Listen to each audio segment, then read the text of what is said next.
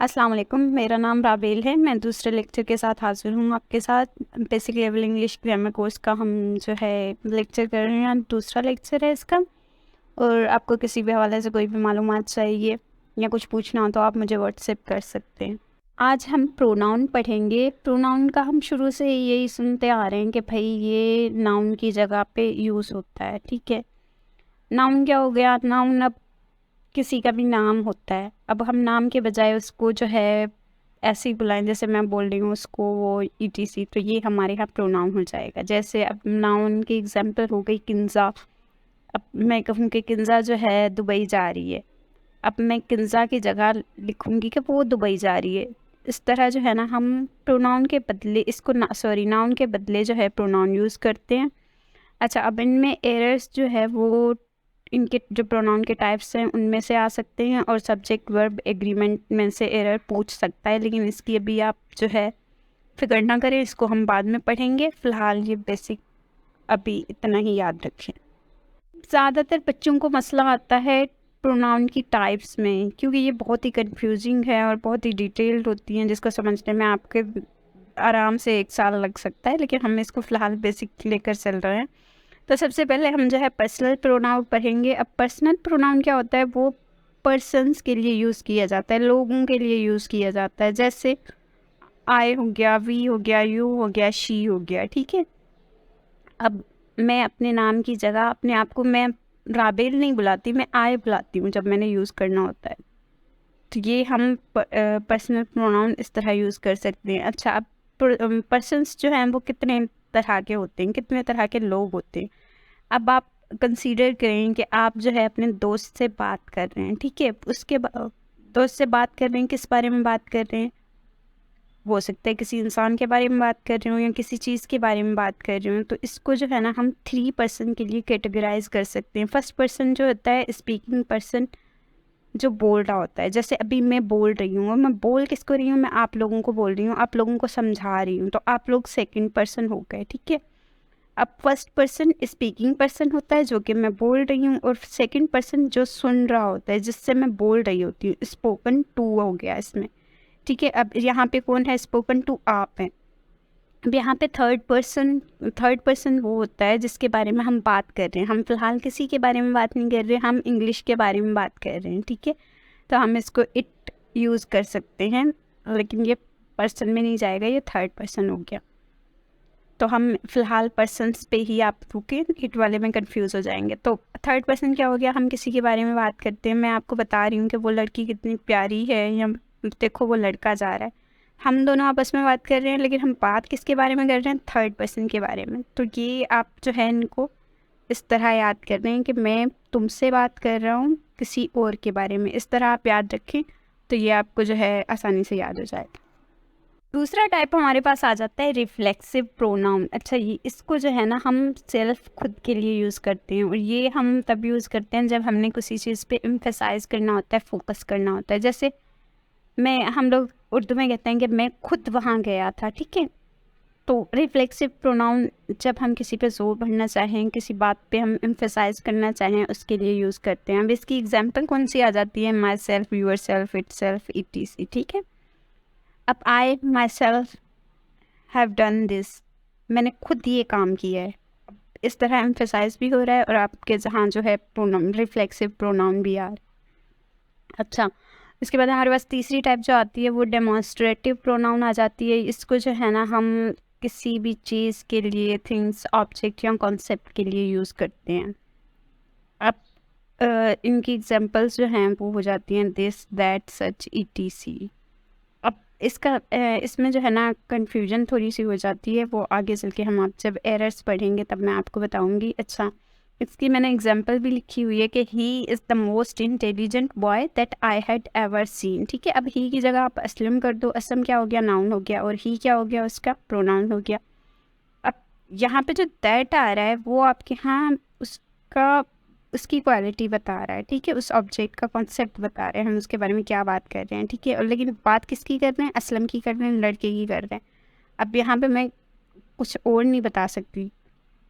हम for example मैं ये नहीं कह सकती कि Aslam is the most intelligent boy. अगर यहाँ पे मैं ख़त्म कर दूँ तो इसमें नाउन नहीं होगा, ठीक है, लेकिन उसको मैं दैट के साथ जिस इसकी क्वालिटी मैं बता रही हूँ, that I had ever see, ठीक है। इंटेलिजेंट बॉय है जिसको मैंने, मतलब ऐसा इंटेलिजेंट बंदा मैंने कभी नहीं देखा और अब देख रही हूँ, तो मैं उसकी जो है ना एक कॉन्सेप्ट बता रही हूँ जो उससे रिलेट करता है उस नाउन से।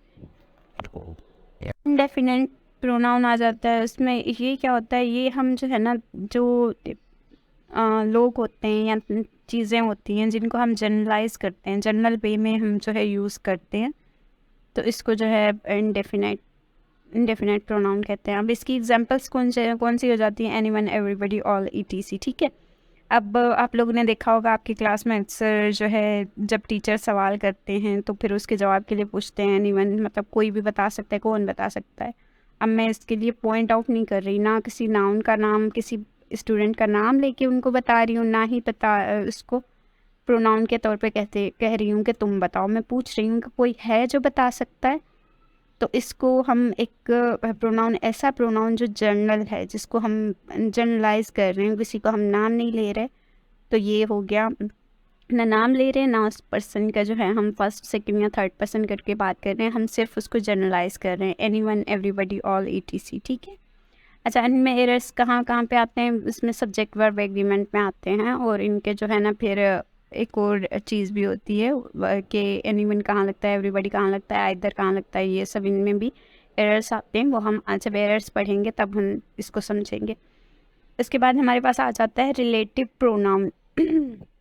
रिलेटिव प्रोनाउन का क्या होता है कि ये जो है नाउन से रिलेट करता है। नाउन से रिलेट कैसे करता है, ये एक नाउन से पहले यूज़ होता है। इसमें एग्जांपल्स क्या आ जाती हैं, विच, हु, दैट, ईटीसी। दैट की एग्जांपल हम पीछे भी पढ़ चुके हैं, यहाँ पे मैं दोबारा आपको समझा देती हूँ। अच्छा, इसमें है this is the book which I need. अब इसमें से क्या है, इसकी उर्दू की मीनिंग क्या होगी कि ये वही बुक है जो मुझे चाहिए। अब बुक क्या हो गई, बुक एक नाउन है। अब विच क्या हो गया, विच जो है वो आपके पास प्रोनाउन हो गया। अब जो है ये प्रोनाउन इस नाउन से पहले आ रहा है, तो आप इसको कैसे जान सकते हैं कि ये नाउन से पहले आता है। This is the book which I need, this is the girl that I love, ठीक है, ये वो लड़की है जिससे मैं प्यार करता हूँ। अब इस तरीके से जो है ना इनके सेंटेंसेस आप बना सकते हैं और नीचे बना के कमेंट में कर दें। और आपको कोई कन्फ्यूजन हो तो मुझसे फिर पूछ लीजिएगा व्हाट्सएप पे।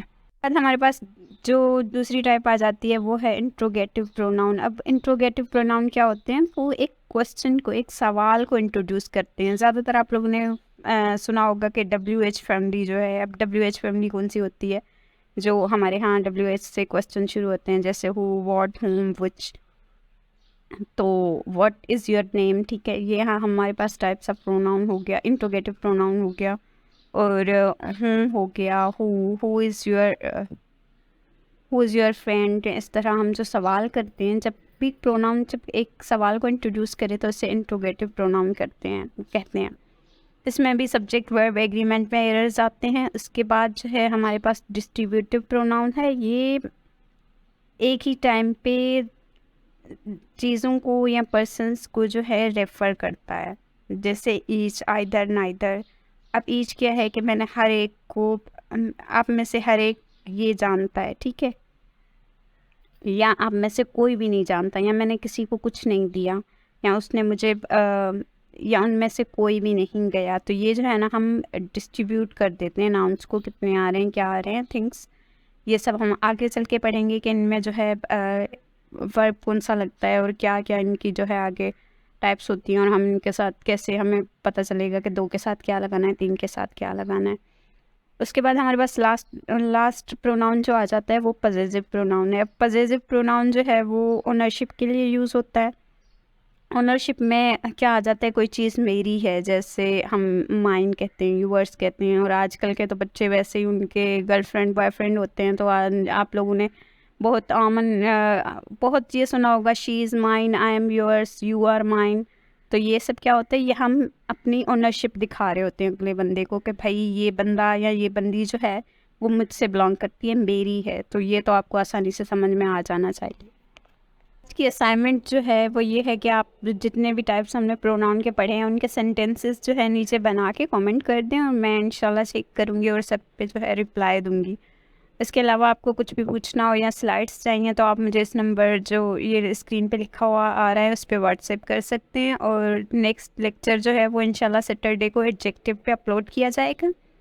और प्लीज़ नोट कर लीजिए कि ये डिटेल्ड कोर्स नहीं है, ये सिर्फ बेसिक गाइडलाइन है स्टूडेंट्स के लिए जो इंग्लिश ग्रामर सीखना चाहते हैं और अपनी राइटिंग जो है सेंटेंसेस वगैरह बनाने में उनको मुश्किल होती है, तो उसके लिए एक गाइडलाइन है जिसमें मैं आपकी पूरी तरह हेल्प करूँगी।